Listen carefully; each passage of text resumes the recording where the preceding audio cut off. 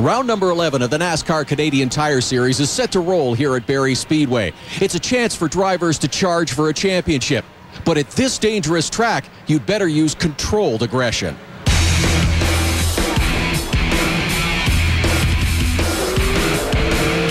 It's like flying jet fighters in a gymnasium. You got to be in it to win it. Tonight, I'm going to let my right foot do the talking.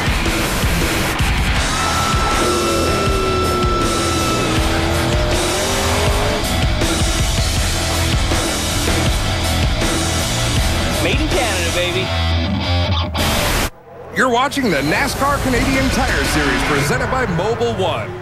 We're at Barrie Speedway for race 11 of the 2010 championship as we get set for the Wild Wing 300 presented by Drivewise. Hi everyone and welcome.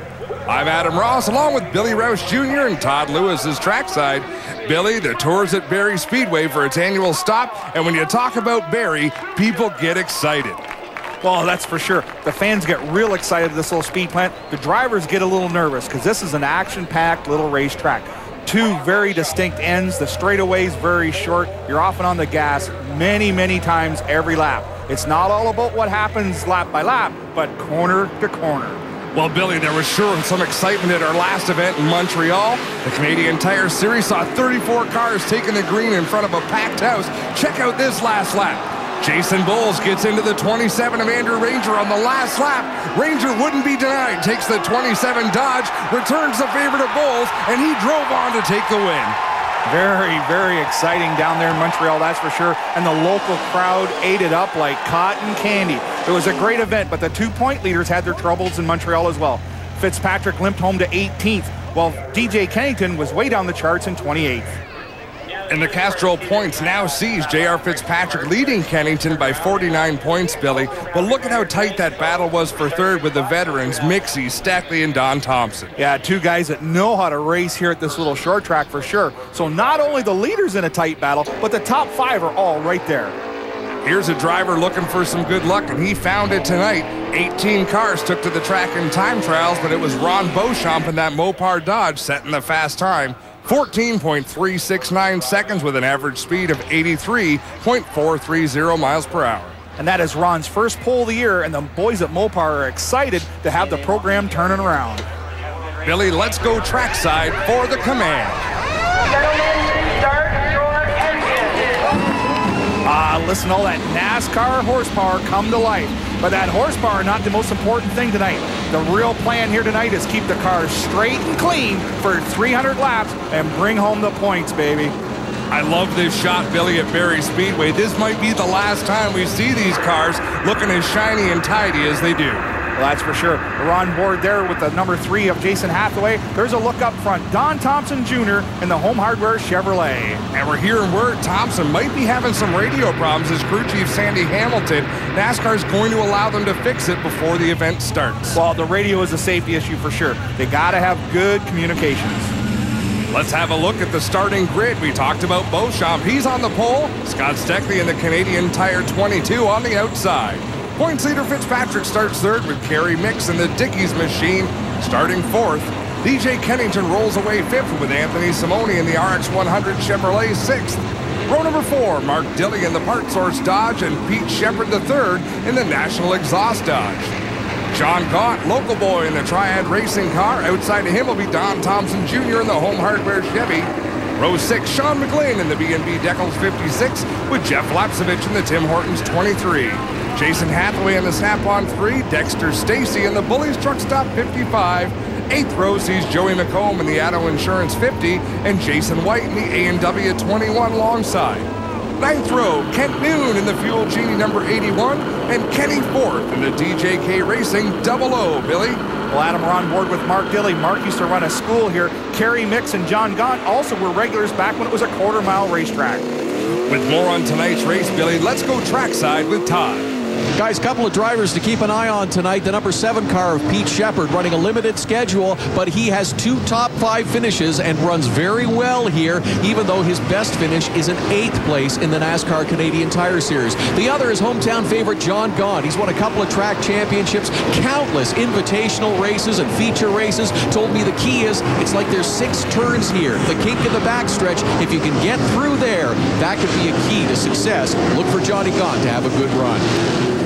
And Billy, I know we're always talking about Thompson, Steckley, and Kennington. Between them, they have all the wins here at Barrie. Absolutely. Up through the gearbox, down into turn 1 for the first time. Steckley hammers the door shut, and Beauchamp gives him a nudge. Great jump at the green for Steckley. Whoa, Stacy backs it into the wall. That's Dexter Stacy. He'll grab a gear and fire off once again. But look at the advantage Steckley has here at the end of lap 1.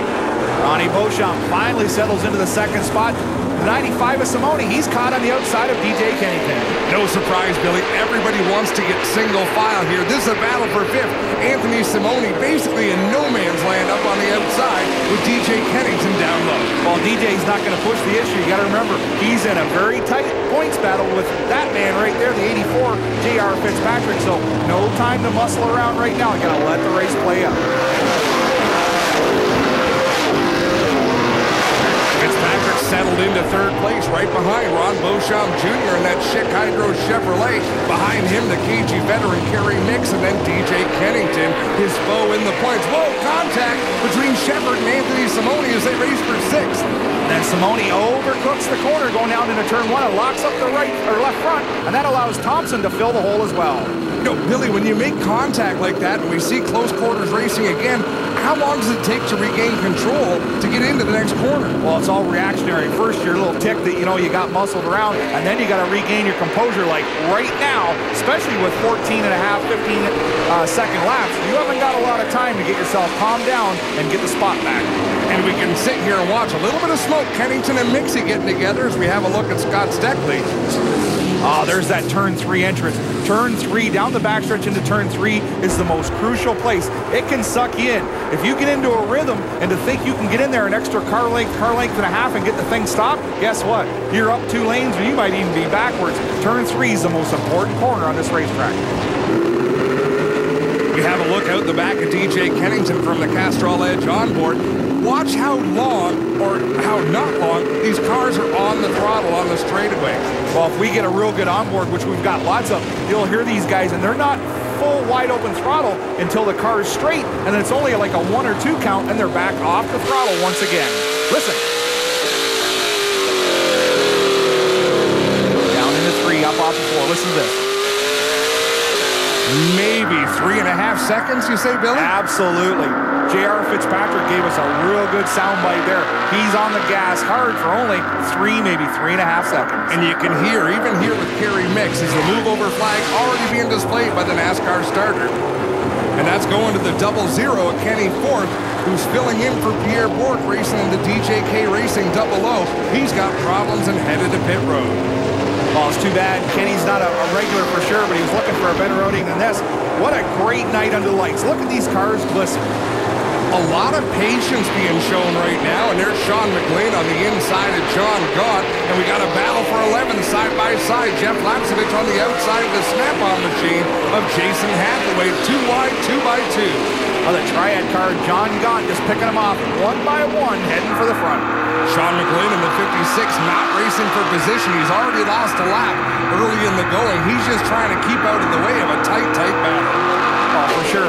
That's the 56. That's the Jim Bray Trailers Dodge. Jim doesn't run the whole schedule, but he gives these young drivers a great opportunity to get some experience. Well, and that's huge in this series. You need laps, lap after lap after lap, Billy, to get to the level of these drivers we're watching right now. Well, it takes sponsorship dollars and experience, and Kerry Mix slides high and lets DJ Kennington go through in the bottom. Shepard's going to go as well, and maybe the 4 of Don Thompson Jr. as well.